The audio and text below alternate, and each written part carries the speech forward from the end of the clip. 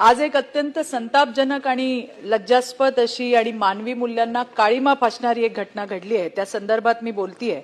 अहिल्यानगर जिल्ह्यातली शेवगाव तालुक्यातली ही एक मुलगी, त्या तरुणीवरची अत्याचाराची ही घटना आहे। 19 वर्षीय तरुणीला जबरदस्तीने आळंदी इथल्या एका खासगी वारकरी शिक्षण संस्थेत नेऊन तिला डांबून ठेवण्यात आलं।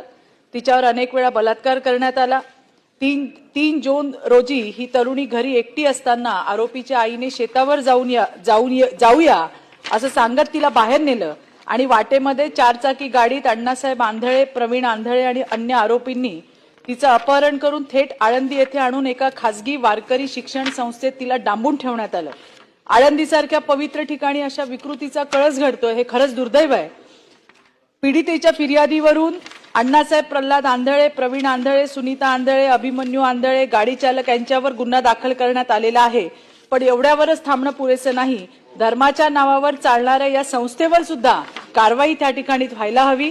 प्रकरणाची फास्ट ट्रॅक न्यायालयात सुनावणी व्हायला हवी। पीडितेला न्याय मिळायला हवा। संबंधित संस्थेच्या परवानग्या, आर्थिक व्यवहार आणि इतर बाबींची सुद्धा सखोल चौकशी करण्यात यावी।